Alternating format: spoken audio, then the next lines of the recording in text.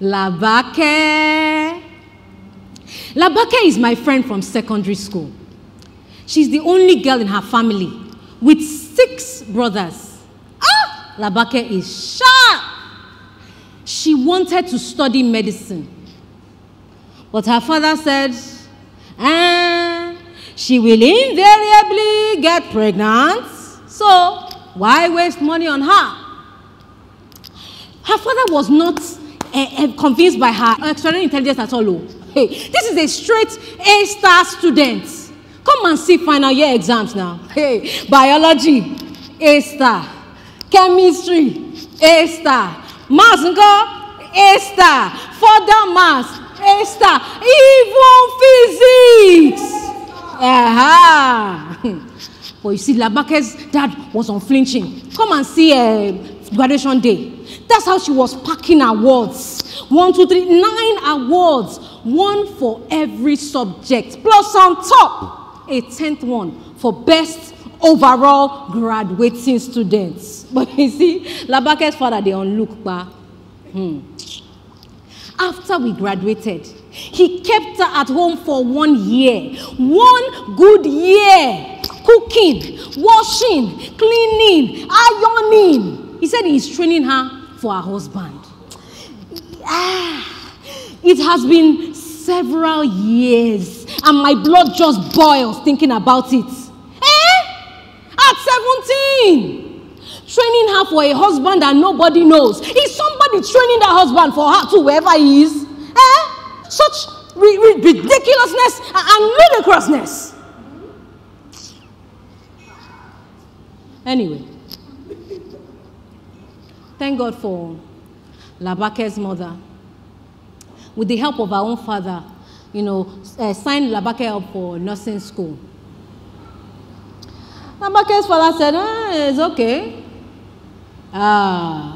Nursing is not an overly ambitious career. Back then in Nigeria, it was girls that didn't have much prospects that they relegated to nursing. But Labake was outstanding. She signed up for external exams to the UK to study nursing, US, Canada, Ghana, Germany, Gbogbo. And she passed all with flying colors. It was not just money for tuition, accommodation, and all that.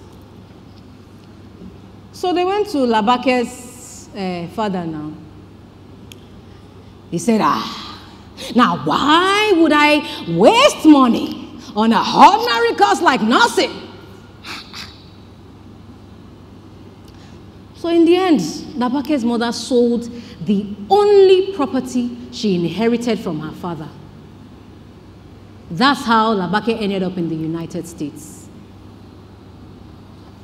But you see, within 1 year, she applied for and got full all-expense-paid scholarship. She was not a citizen, but see the way her lecturers were falling over themselves to help her. Because she is such a great student.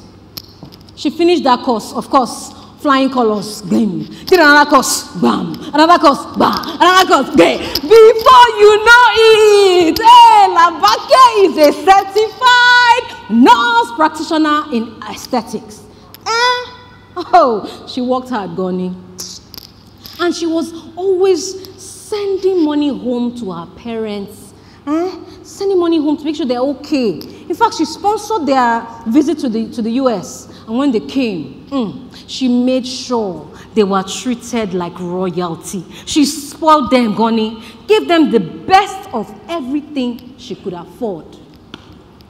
Labake was doing well. In fact, by now, she had built her parents a beautiful 3-bedroom bungalow in Nigeria. No, we'll try. I'll try. She was doing well. But, do you know, Labake's father was not happy. Ask me why. Okay.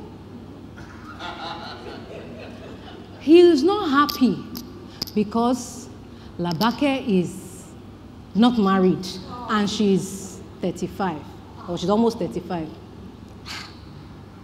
Unknown to them, she had been in relationships with several guys in the US, and it just seemed to end badly. Number one, Soji was uncomfortable with the fact that she earned 10 times his monthly salary. He was frustrated by her intelligence that, why is it that she's always having a better idea? Can you imagine? Korede was upset with her affluent and influential lifestyle. Then come and now see Kingsley. Kingsley was castrated by her vision and foresight and erudite ways. But you said the one that wanted to scatter my brain, is that Emmanuel? Emmanuel said that she should convert all her properties and investments. Once they get married like this, she should convert everything into his own name. Hey. Afifa one night. Labake was not only confused, she was frustrated. This is a beautiful, intelligent, lovely girl. She just can't seem to meet the right guy. So, she opened up to her parents and told them about this. Do you want to know what Labake's father said? Okay. He said, those are investments and properties, yeah? She should convert it into her 6 brothers' names.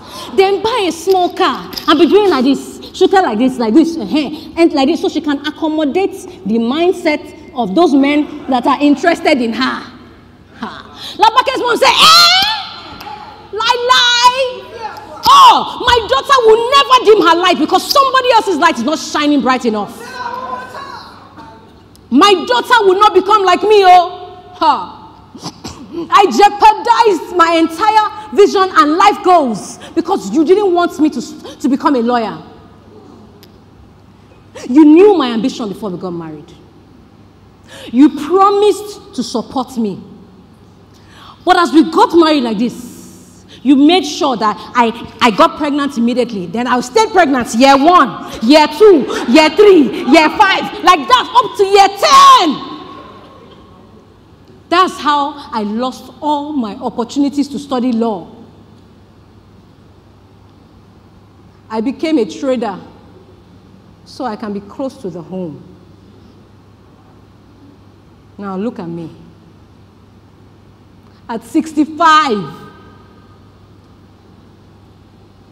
I'm on the life, the person I could have been, the person I wanted to be.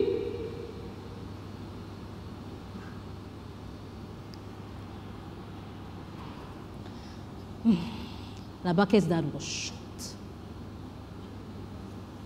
He didn't know that his wife was living an unfulfilled life. Labake used that opportunity to remind him that if not for her mother's sacrifice, she wouldn't have been able to pursue her own dream to study medicine. And yes, she never became a doctor, but she's a certified nurse practitioner in anesthetics, and she's making good plans and good progress towards studying for her PhD. Labake's dad was stupefied to silence. He apologized to Labake's mom for sabotaging her life goals. He apologized to Labake for limiting her scope and undermining her ambition. You see, he was brought up in a world, in the context where it was believed that a woman's place is in the home and nowhere else. At this point, Labake's 6 brothers, they are still struggling. Yes, they are all married, but if not for Labake, that they are always going to for handouts, they are never able to meet their unending obligations. But because of Labake's unfledgling drive, her parents are comfortable and living, enjoying their old age. But Labake is standing on business. She said she is willing to wait for God's perfect will of her husband. Labake is not willing to compromise her standards just for the title, married woman.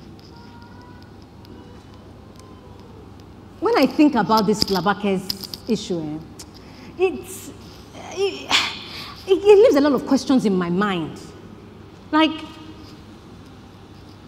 should a female child be trained for marriage from birth?